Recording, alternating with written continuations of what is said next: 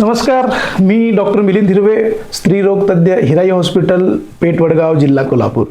आज आपण गर्भावस्थेदरम्यान नियमित व्यायाम करणे आरोग्यासाठी फायदेशीर असते की नसते आणि कोणत्या प्रकारचे व्यायाम, योगासनं करावी हा बऱ्याच लोकांना पडलेला प्रश्न असतो। त्याबद्दल आज आपण या चर्चासत्रात बोलणार आहोत। कोणता व्यायाम करावा? तर वॉकिंग करणं। प्राणायाम केल्याने मन शांत राहतं, ताणतणाव कमी होतो। श्वासोच्छवासाचे जे प्राणायाम सांगितला, उज्जयी प्राणायाम, अनुलोम विलोम, यामुळे फुफ्फुसाची क्षमता वाढण्यास मदत होत असते। योगासनं, मार्जरासनामुळे पाठीचा कणा लवचिक राहतो आणि कंबरदुखी कमी होते। बद्ध कोणासन, ज्याला आपण बटरफ्लाय असं म्हणतो, यामुळे पेल्विक मसलची क्षमता।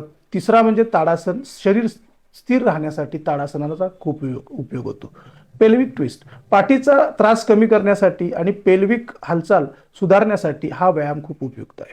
स्विमिंग, पूर्ण शरीराचा याच्यामुळे व्यायाम होतो आणि तसेच सांध्यांवरील ताण कमी होतो, रक्ताभिसरण सुधारतं आणि शरीर हलकं वाटतं। परंतु व्यायाम करताना काय काळजी घ्यावी? डॉक्टरांचा सल्ला घेऊनच व्यायाम सुरुवात करा। शरीरामध्ये पाण्याचे प्रमाण योग्य असं ठेवा। अचानक होणाऱ्या हालचाली टाळा आणि शरीराच्या मर्यादेप्रमाणेच व्यायाम करा। थँक्यू।